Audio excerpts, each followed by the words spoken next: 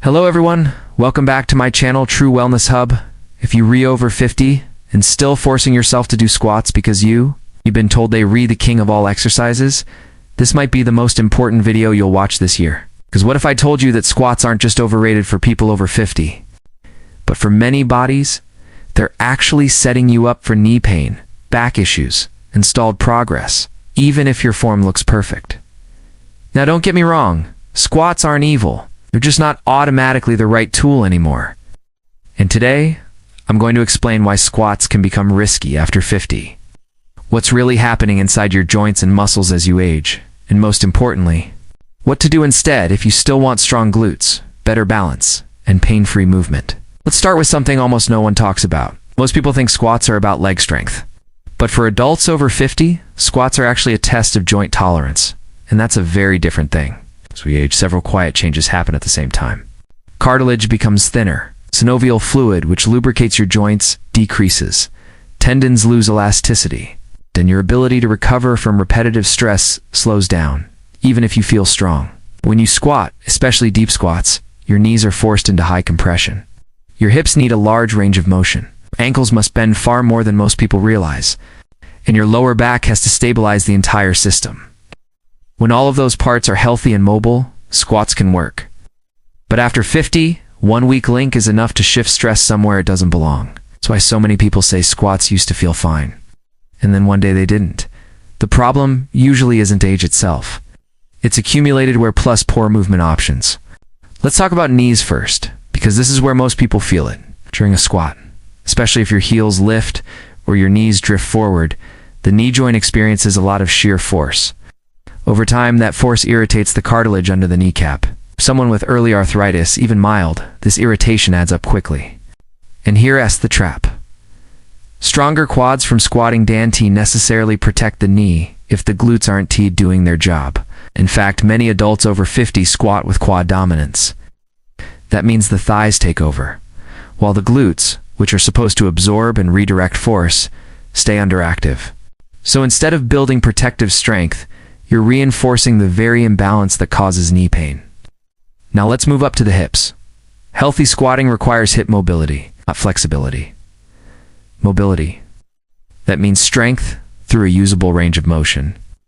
But after years of sitting, driving, and limited movement, the hips often lose that ability. When the hips can't move freely, the body cheats. It steals motion from the lower back. That's why so many people feel squats in their back instead of their glutes. Now, for adults over 50, repeated spinal loading under fatigue is a recipe for flare-ups, stiffness, or disc irritation. And here's the most frustrating part. You can have good form and still be loading the wrong tissues.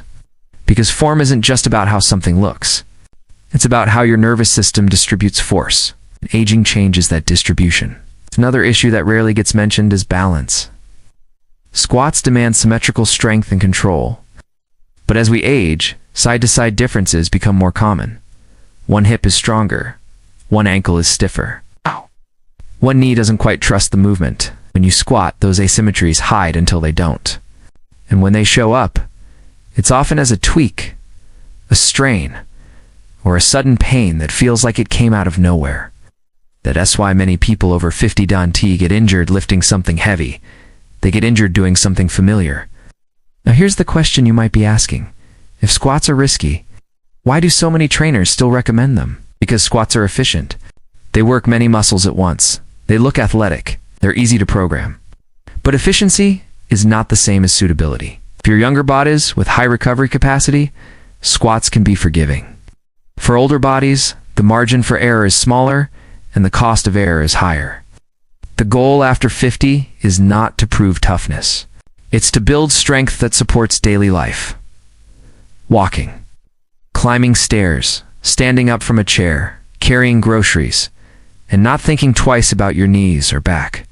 And that's where alternatives come in. Because the truth is, you can build stronger glutes than squats ever gave you, with less joint stress and better carryover to real life. To understand what works better than squats after 50, we have to clear up one big misunderstanding about glute training. Okay, most people think glutes get stronger just by lifting heavier weights.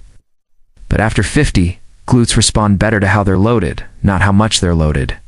The glutes are designed to do three main things: extend the hip, stabilize the pelvis, and protect the knees and lower back by absorbing force. Squats technically involve hip extension, but they don't always let the glutes do their primary job, especially if mobility or balance is limited. That's why so many people squat for years and still have weak or sleepy glutes. What actually activates the glutes most effectively is controlled hip hinging, unilateral work, and movements where the glutes are the limiting factor, not the knees, not the back, and not balance. This is where safer, smarter alternatives shine. Let's start with the idea of joint-friendly loading. As we age, our joints tolerate compression and shear less well than tension. Squats load the knees and spine with compression, but glute-focused exercises like hip hinges and bridges load the muscles primarily with tension, which muscles love. Joints tolerate much better. That's a huge difference. For example, when you perform a hip hinge movement, the load shifts back toward the hips. The knees stay relatively stable. Spine stays neutral. The glutes are forced to fire hard to extend the hips and bring you upright. This pattern directly mimics real-life movements like standing up, picking something up, or climbing stairs without grinding the joints. Another key factor is range of motion control. Deep squats require a large range of motion from multiple joints at the same time. After 50, losing control at the bottom of a movement is far more risky than simply not going as deep. Glute-focused alternatives allow you to work within a pain-free range and gradually expand it, instead of forcing depth and hoping your joints adapt. And here's something most people don't realize. Glutes actually work harder when they re-slightly lengthened under control than when they re-crushed at the bottom of a squat. That means exercises where the hips move back, the torso stays strong, and the glutes are stretched under load without knee collapse or spinal. Flexion are often superior for both strength and safety. Now let's talk about balance and asymmetry. After 50, one of the biggest predictors of injury is not weakness, it's imbalance. Squats hide imbalances because both legs work at the same time. Your stronger side quietly takes over. Your weaker side gets weaker. And your brain never learns to trust each leg independently. Single leg or staggered stance glute exercises expose and correct this problem. When each side works on its own, the nervous system wakes up. The hips stabilize, the knees track better, and suddenly, everyday movements feel smoother and more controlled. This is why many people notice less knee pain and better balance after switching away from traditional squats, even if they re-lifting lighter weights. Another benefit is recovery. Heavy squats demand a lot from the nervous system after 50. That demand can linger longer than you expect. You might not feel sore, but you feel drained. Sleep suffers. Joints feel stiff. Motivation drops. Glute-focused alternatives create a strong stimulus with less systemic fatigue. That means you can train more consistently, and consistency beats intensity every time as we age. Now, this doesn't mean you should never bend your knees or avoid strength training. It means your training should respect how your body has changed. You're no longer training just to build muscle. You're training to preserve independence, confidence, and pain-free movement. So if squats aren't the best choice anymore, what should replace them? The goal isn't to avoid hard work. The goal is to choose movements that give you the biggest return with the smallest risk. And for adults over 50, that means prioritizing glute-driven exercises that spare the knees, protect the back, and improve balance. One of the most effective patterns to focus on is the hip hinge.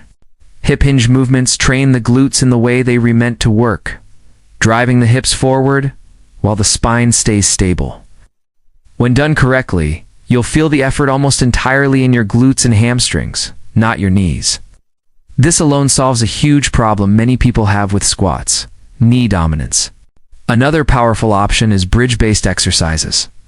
When you lie on your back with your feet planted and lift your hips, the glutes are forced to do the work without help from momentum or balance. The lower back stays supported, and the knees move through a safe, limited range. This is especially valuable if you've had back pain in the past, or feel unstable at the bottom of a squat. What makes these exercises so effective after 50 is that they allow you to slow down. Slower reps mean better muscle engagement, better joint control, and stronger signals to the nervous system. And that leads to strength that actually carries over to daily life. Well, let's talk about single leg work, because this is where many people see the biggest change. When you train one leg at a time, even in a supported or staggered stance, your glutes are forced to stabilize the pelvis. This improves balance, strengthens the hips, and takes pressure off the knees. It also exposes weaknesses early, before they turn into pain. You don't need to stand on one leg holding heavy weights to get this benefit. Even light resistance, done with control, can dramatically improve how stable and confident you feel when walking or climbing stairs. Another important shift is how you think about depth. After 50, depth is earned, not forced. Instead of chasing deep squats, you focus on owning the range you have. Stop just before pain or loss of control. Over time, that range often improves naturally, without aggravating your joints. This mindset change alone prevents countless injuries. And here's something that surprises a lot of people. When they stop squatting and start training their glutes more directly, their legs don't get weaker, they get stronger. Their knees feel better, their backs feel more stable, and everyday movements feel easier. That's because strength isn't about how impressive an exercise looks. It's about how well it supports your life. Now, this doesn't mean squats are permanently off limits for everyone over 50. Some people tolerate them well, especially with modifications. But they should be a choice, not a rule. If squats cause knee pain, back discomfort, or anxiety, that's your body giving you useful information, not something to push through. The smartest training approach after 50 listens first, then loads second. You build strength around your joints, not through them. You prioritize movements that leave you feeling better tomorrow, not broken. And when you do that, something powerful happens. Exercise stops feeling like punishment. It starts feeling like support. Your body becomes more capable, not more fragile. And that's the real goal. Not just getting stronger, but staying strong for the long run. If there's one thing I want you to take away from this, it's this. Getting older doesn't mean you stop training hard. It means you start training smart. Squats aren't dangerous because of your age. They become risky when they no longer match your body's needs, mobility, and recovery. And after 50, those needs change whether we acknowledge them or not. The good news is, you're not losing strength, you're refining it. By shifting your focus toward glute-driven movements that respect your joints, you're not giving anything up. You're gaining stability, confidence, balance, and strength that actually shows up in daily life. Standing up feels easier. Walking feels smoother. And pain stops being the background noise of every workout. This is how you train for longevity. You train so your knees feel supported, not punished. You train so your back feels stable, not strained. You train so movement feels empowering again. And when you stop forcing your body to fit exercises that no longer serve it, something incredible happens. Your body starts working with you instead of against you. So if squats don't feel right anymore, that's not failure, that's awareness. And awareness is the beginning of smarter, stronger training. Train your glutes, protect your joints, and build strength that lasts, not just for the gym, but for your life. If you found this helpful, take a moment to support the channel, and remember, the goal isn't to stay young, it's to stay capable. Thanks for watching.